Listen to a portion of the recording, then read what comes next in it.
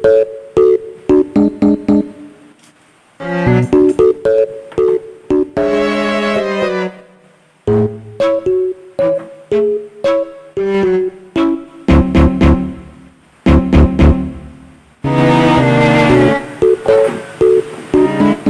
unboxing video. So guys, kamusta? Tagal-tagal din akong di nakapag-vlog. So I think last year pa ata yung pinakahuling matinong vlog ko. So sa mga nanonood pa rin sa channel ko, recently nakikita nyo yung mga ina-upload ko, mga compilation lang ng kung ano-anong video naiisip ko. Gunggong! Barinig kita sa mukha eh! So ngayon, meron tayong matinong mapablog. Oh my God! Wow! And hopefully tuloy-tuloy na ulit yung mapablog ko. So meron ulit tayong isang unboxing video ng isang helmet. So before natin buksan to at lahat-lahat, montage muna ba o intro muna? Sige, intro muna.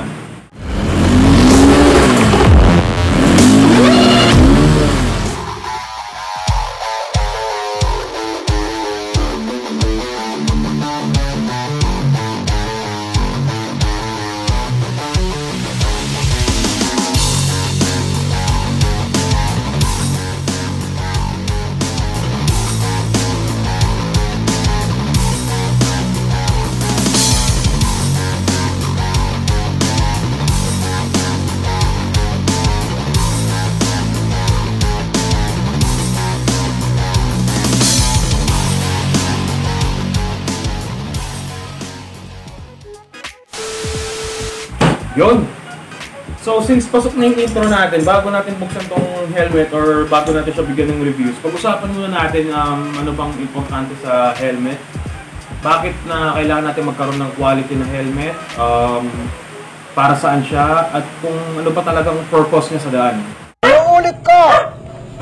Hindi ako pumunta rito para makapag-awa. Tanggalin na natin sa isip natin yung mag-helmet para iwas huli, which is ako sa simula ng motor ako hindi ko naisip yun kasi more on safety tayo. Unlike nung maraming iba dyan, tatanungin ko sila ba't hindi naka-helmet o ba't ganyan yung helmet o ba't ganun yung helmet nila. Ang lagi nilang sagot, malakas mo yung guardian angel ko sa likod. Ganyan. Tapos, pag na-semplang sila, Wala na. Finish na. so ngayon, para sa akin kasi guys, yung helmet kasi napaka-importante bagay niya, lalo na kung nagmumotor tayo, sa mga delivery riders, sa mga araw-araw na nasa kalsada yung buhay, mga service nila yung motor nila. So, sabihin, tinitipid, kung anong helmet na matipid. So basically, I think hindi ko naman kailangan siguro isa-isayin pa yung mga delikado na helmet kasi lahat naman siguro nagsa-social media, nasa Facebook, nakikita yung mga aksidente sa Facebook na kita nyo, dead on the spot yung rider kasi nawasak yung helmet. Yung iba naman kasi pangit yung helmet, pagbagsak sa sahig, dapat buhay pa siya kaso dahil nawasak yung helmet, na-dead siya. Rest in peace pala sa mga riders na yun. Meron kayong deepest sympathy from the riding community. So, let's start. So, meron ako dito, ito, NHK Road Fighter. Thanks po ata yung pinaka-main brand na ito, hindi ko sure kasi guys, by the way, I want to thank NHK Philippines for sending me this helmet. And kung mapapasin nyo, medyo mag-i-English ako dito sa vlog na to kasi yung nag-sponsor neto medyo mahilig mag-English eh. So ngayon lang naman, pero hindi naman siya buong English, buong vlog. So actually guys, nadyadyaya ako sa vlog na to kasi ang tagal ko nang hindi nagpo-vlog. Para akong naninibago, nahihirapan ako magsalita sa harapan ng camera. Then hope you guys enjoy. Then if you're new to my channel, since mag-i-start ulit ako, please leave a like, comment, and share this vlog. Pag natutunan nyo or tingin nyo may natutunan kayo sa vlog na to. Okay. Helmet NHK, basically hindi ko pa siya nabuksan ng buo, pero kung titignan nyo yung box, punit-punit na siya kasi tinanggal ko yung plastic galing sa courier na deliver sa akin. Then sayang, hindi ko na preserve yung box niya, tatago ko pa naman sana. So ayun siya, NHK. Then sa magsasabi, mahal daw yung NHK or what, I think this is one of the most entry-level helmets na meron dito sa Pilipinas na napaka-affordable and safe. By the way guys, just to let you know, ang NHK brand is an Indonesian brand and nagagamit siya sa MotoGP. So, let me show you guys kung sino yung mga taong gumagamit nito or kung sino yung mga riders na gumagamit nito. Di ko kabisado yung mga name nito. So, yun. I think naman siguro sa mga nanonood, kilala nyo yung mga yun. Sorry ah. Then, guys, sorry. Okay, ito na natin siya. Open natin yung helmet. And nga pala guys, sobrang thank you. Sobrang shoutout dun sa mga kaibigan ko dyan, mga ka-motovloggers ko. Na kahit hindi na ako ganun ka-active sa motovlogging this past few days. Ito napansin nyo, wala akong mask. Nasa loob naman ako ng bahay, dumaan pa yung pandemic. Nag-upload lang ako ng mga wala kakwenta-kwentang bagay sa YouTube. Gunggong! Barinig kita sa mukha eh! Pero nakikita ko nag-view pa rin sila, nagla-like sila, then nagko-comment, and they're welcome me back. So, hope tuloy-tuloy na to. So, balik tayo sa pag-unbox. Yung box pala niya guys, typical box lang ng helmet. Kung naalala nyo, nung pinakaunang beses na gumawa ako ng unboxing video sa helmet, kung naparod yung vlog na yun, ito siya. Yung first time ko mag-unboxing ng helmet, marami akong na-miss na part. So, gumawa ako ng list kanina guys. Nawala yung list. Kaya na natin. So, balik tayo sa helmet. So, ito siya. Normally, meron siyang kasamang helmet bag, NHK. Wala na siyang laman. Buksan na natin. Again, thank you so much nag-sponsor na ito ah. Kung nanonood ka man, hope you enjoy this vlog and thank you so much for sponsoring me this helmet. Kasi guys, wala akong pambili na, wala na ako ng trabaho. Gago! So ito siya, helmet bag. Typical helmet. Ayun, ito pala yung user manual niya. Okay guys, wala siyang ibang laman. So, punta tayo sa helmet. Okay. So, ganda guys. Gloss black, glossy siya. Kompleto, ICC speaker, DOT approved. Ayan siya, Indonesia export quality, best design concept sa NHK. Malinis yung pagkaka-design ng mga logo. Then, one thing I like about this helmet guys, sobra, is kung titignan nyo, ang dami niyang vents, which is very good kasi mainit yung panahon ngayon. So, meron siya dito sa harap, isa. Ayan. Up, down. Then, meron din siya dito. 1, 2, 3. Then, meron din siya sa likod, guys. Ayan. Nice. Ito, try ko siyang i-fit, guys. One thing pala, nagustuhan ko dito, guys, tignan nyo naman yung padding niya sa ilalim. Hanggang dun sa padding niya, meron siyang NHK helmet, which is good. Para kung yung mga design nito, parang yung sa mga AGV, yung HJC, mga Arai, Shoei. Ayun o. Then, ang ganda nung strap lock niya. Pin lock siya guys, so quick release. Then, another thing I like this, kasi kung titignan nyo, pati yung quick release niya may nakalogo ng NHK. So, basically, kung nakalock siya ng ganyan, nahatakin mo lang tong red na to. Pag nahatak mo, yun na siya. So, ayun. So, nga natin. Specification pala guys, hindi siya dual visor. Single visor lang siya. So, ang mapapayo ko dito, bili na lang kayo ng clear na salamin, especially mga pang-bike na clear, para pag medyo madilim na or paggabi na, open nyo na lang to, at least naka-glasses pa rin kayo, yung mga dumi, mga pollution, hindi galang sa mukha nyo. Yung visor niya, tapos meron na siyang ready na, kalimutan ko tawag dito, pin lock ata yung tawag dito, para sa, pwede ka kasi guys bumili ng mga anti-fog na ini-install mo sa loob, na dito mo lang siya isasakwit. So ako, wala pa akong ganun. Check ko lang siya. Pag nagka-time, nabili ako ng ganito vlog ko, papakita ko sa inyo kung effective ba siya, paano siya ikabit, affordable ba, and kung saan the best bumili. And nga pala guys, sa nag-send sa akin nito, kung gusto nyo din magkapag-avail ng ganitong helmet, hindi ko kasi alam yung price nila kasi sponsor ito. Ilalagay ko na lang yung Facebook or yung website nila sa description below, nandun yung link. Kasi connected din sila sa NHK Philippines. So, suotin natin siya guys. Check natin. Yun.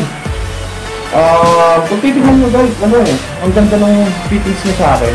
Ayun, hindi pa siya nakalock, pero try kung ano yung ulo ko. Wala siyang kahit anong alog.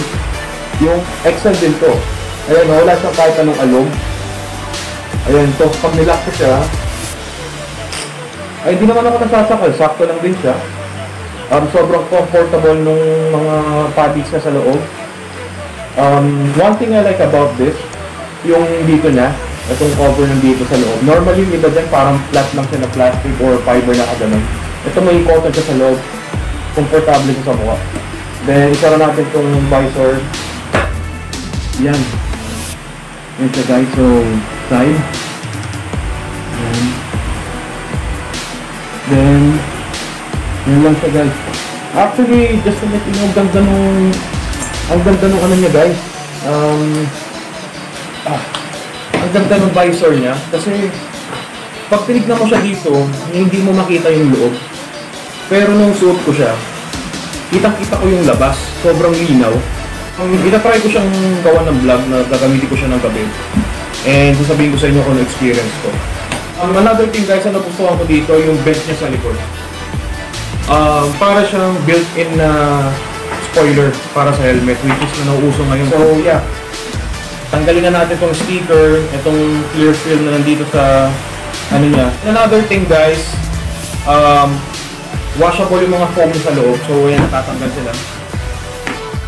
Snap lock lang din sila. So tanggalin mo, then salpak mo lang ulit. And guys, one thing pala, since I just came back.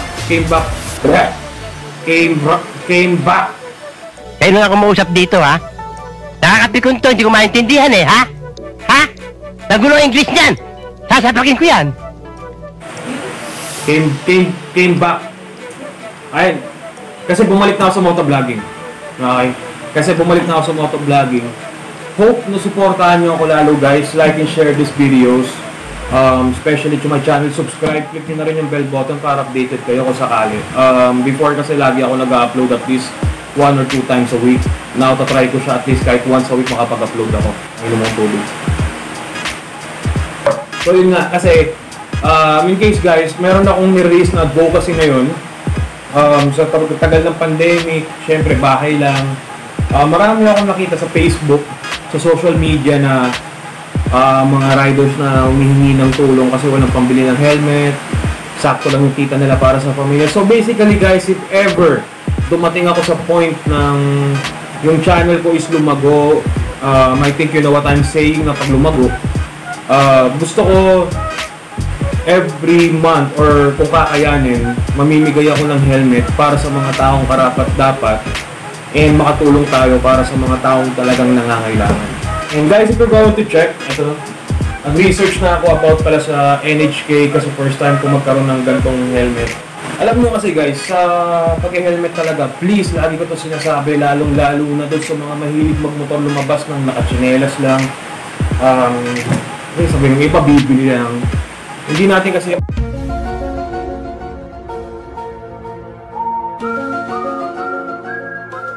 It was at this moment that he knew. He fucked up. Kasi mas... Ako may tubig.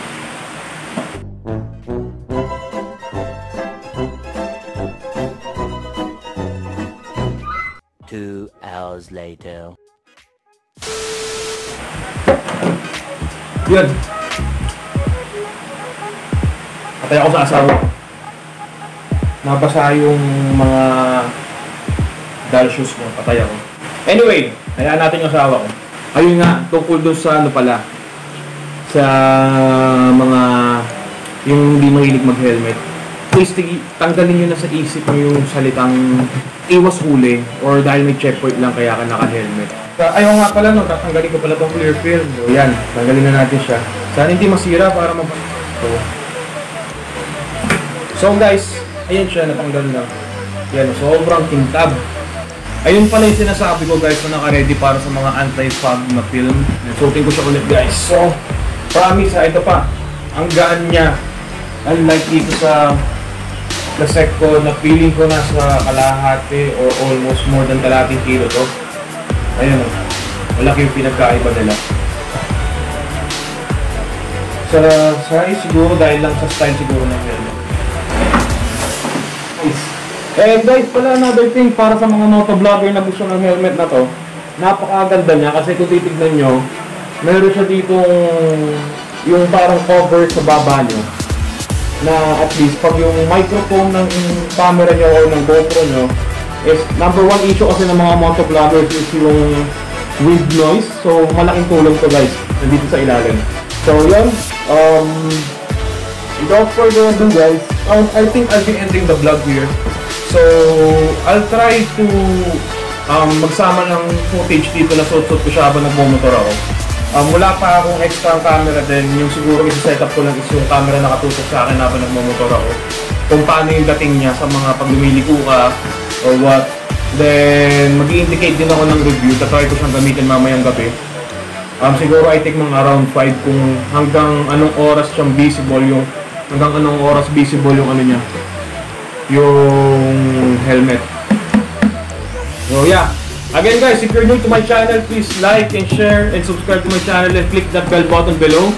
Please leave comments around the comment section, questions, suggestions kung paano ko pamaayos yung pag-vlog ko. Then again, I'm so sorry about me not able to upload videos this past few months. I think a year, medyo madami kasi tayong pinagdaanan, naging busy tayo. Then dumaan pa yung pandemic na which is ngayon at least hopefully kung tuloy-tuloy na yung pagiging okay. Then guys, again, ride safe, God bless, always pray to God, and don't forget to help the people around you that needs help. Okay, again, so nagpalit ako ng name ng channel kasi may nakita ako na kapangalan ko sa YouTube. Hindi na ako nagbagal na i-message siya kasi before, sa mga dati ko subscribers siya nanonood, Overweb Motovlogs ako. Ngayon nagpalit ako, Rev and Ride TV na siya. Bago na din yung logo ko, so peace.